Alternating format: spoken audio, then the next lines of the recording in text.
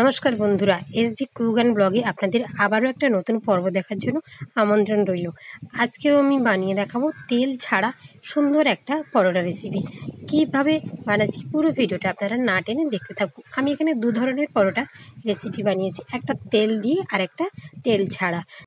আমাদের অনেকেরই অনেক রকম সমস্যা থাকে, তেল খাওয়া যাবে না বা তেল খাওয়া নিষেধ রয়েছে। তারা কিন্তু তেল ছাড়া এই পরোটাটা দেখুন কত সুন্দর। এই রেসিপিটা আপনারা বানিয়ে যেখানে বেড়াতে যাচ্ছেন কোথাও, কিংবা বাচ্চাদের স্কুলের টিফিনে, কিংবা অফিসে যাচ্ছেন, সেখানে কিন্তু এই রেসিপিটা আপনারা বানিয়ে নিয়ে যেতে পারেন। ঝটপট বানানো হয়ে যায়, হাতে মাত্র 10 মিনিট সময় থাকলে কিন্তু এই রেসিপিটা খুব সহজে আপনারা বানিয়ে নিতে পারবেন। তো চলুন কীভাবে বানাচ্ছি পুরো ভিডিওটা না টেনে দেখতে থাকুন। আশা করি আপনাদের এই ভিডিওটা অনেক উপকারে দেবে। যদি এই ভিডিওটা ভালো লেগে থাকে তাহলে প্লিজ লাইক, কমেন্ট, শেয়ার করো। আর আমার চ্যানেলে যদি নতুন বন্ধু হয়ে থাকো, চ্যানেলটাকে অবশ্যই সাবস্ক্রাইব করে পাশে থাকা বেল নোটিফিকেশানটি অন করো, যাতে আমি যে ভিডিওগুলো আপলোড করব সেগুলো সবার আগে তোমাদের কাছে পৌঁছে যাবে। তো চলুন এর মূল রেসিপিতে যাওয়া যাক। এখানে আমি 1 কাপের থেকে সামান্য কম সুজি নিয়েছি। সেটাকে আমি 1 কাপ গরম জল, হাত ডোবানো যায় এরকম একটা গরম জল বানিয়ে নিতে হবে। সেই জল দিয়ে এটাকে আমি ভিজিয়ে রেখে দেবো 15 মিনিটের জন্য। গরম জল দিয়ে সুজিটা ভেজালে খুব তাড়াতাড়ি সুজিটা নরম হয়ে যায়। দেখুন সুজিটা কিন্তু পুরো জলটাকে টেনে নিয়েছে আর অনেকটাই নরম হয়ে গেছে। এখানে আমি একটা মাঝারি সাইজের আলু সেদ্ধ করে রেখেছিলাম, সেটাকে আমি গ্রেটার দিয়ে গ্রেট করে নিয়েছি। আপনারা চাইলে হাত দিয়ে ম্যাশ করে নিতে পারেন। তো একটা কথা মাথায় রাখতে হবে, কোনো রকম দানা ভাব যেন না থাকে। দিয়ে দিয়েছি ভাজা জিরের গুঁড়ো, চিলি ফ্লেক্স, কাঁচা লঙ্কার কুচি, ধনেপাতা কুচি। ঝালটা আপনারা যেমন খেতে চাইবেন সেই হিসেবে বানিয়ে নেবেন।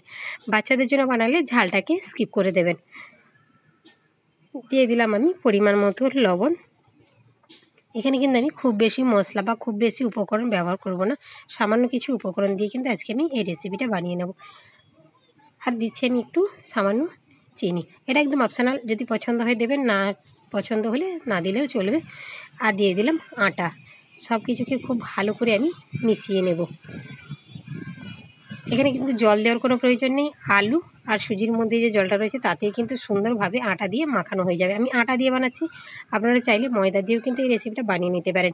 যদি ময়দা দিয়ে বানান সেক্ষেত্রে কী হবে, যখন আপনারা এটা তেল ছাড়া ভাজতে যাবেন তখন কিন্তু পরোটাটা অনেক শক্ত হয়ে যাবে।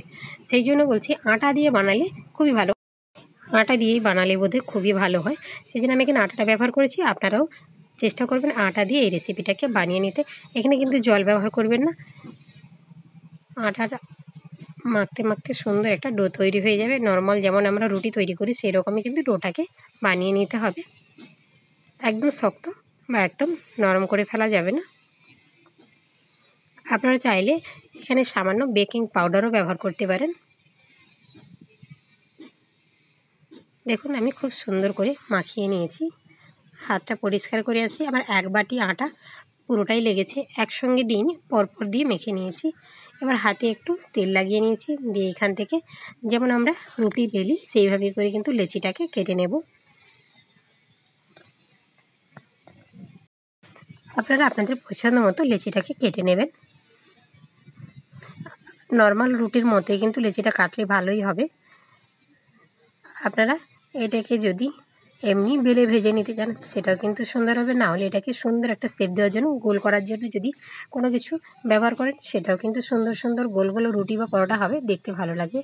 সবগুলোকে আমি একইভাবে বানিয়ে নিয়ে ফিরে আসছি। সবগুলো লিচিকে আমি একইভাবে কেটে নিয়েছি।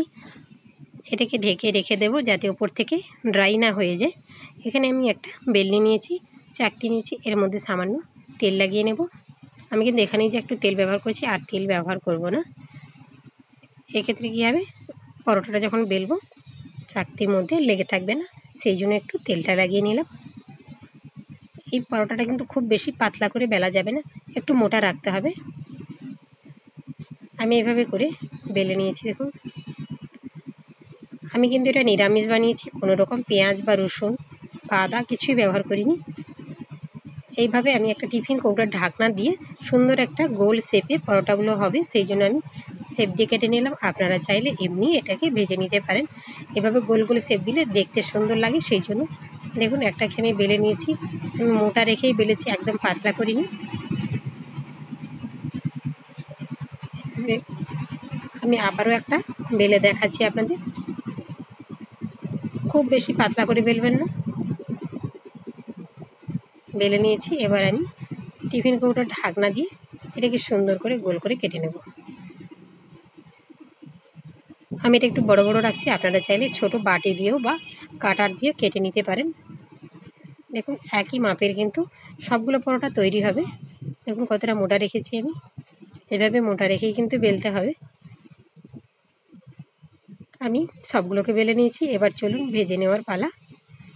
আমি এদিকে একটা তাওয়া বসিয়ে দিয়েছি, তাওয়ার মধ্যে সামান্য একটু তেলটা প্রথমে ব্রাশ করে নিয়েছি যাতে পরোটাগুলো তাওয়ায় ভাজার সময় লেগে না থাকে। সেই জন্য দেখুন আমি কিন্তু আর কোনো রকম তেল ব্যবহার করিনি, একদম সামান্য এক ফোঁটা তেল দিয়ে তাওয়াটার মধ্যে লাগিয়ে নিয়েছি। একটা পরোটা আমার কমপ্লিট হয়ে গেছে ভাজা, আবার একটা আমি ভেজে দেখাচ্ছি আপনাদের।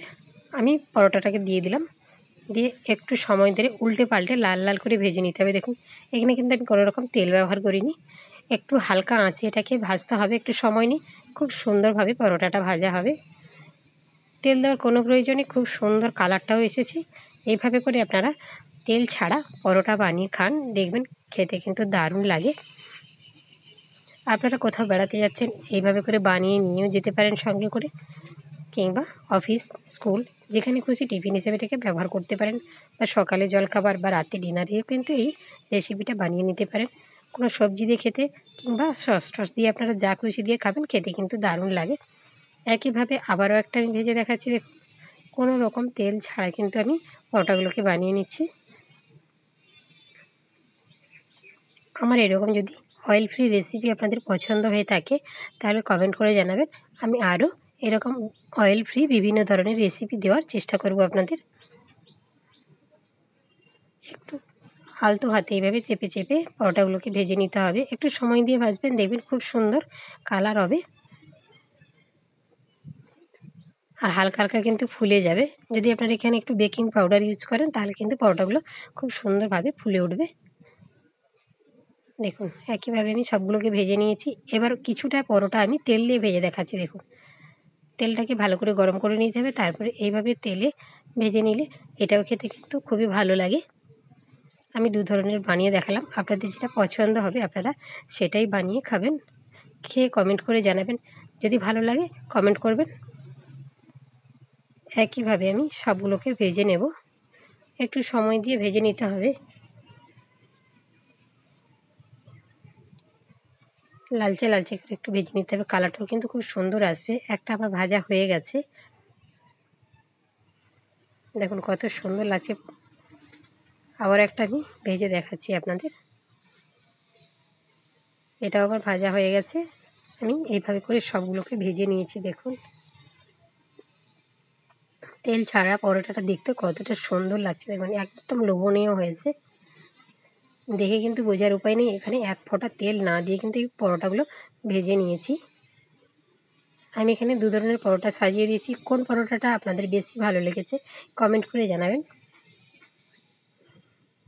ভিডিওটা যদি ভালো লাগে বেশি বেশি করে সবার মাঝে শেয়ার করে দেবেন। দেখা হচ্ছে পরের ভিডিওতে, ততক্ষণ সবাই ভালো থাকুন, সুস্থ থাকুন। তেল ছাড়া পরোটাটাকে ছেড়ে দেখাচ্ছি, দেখুন কতটা সফট হয়েছে, দেখুন ফুলে গেছে, কত সুন্দর লাগছে দেখতে।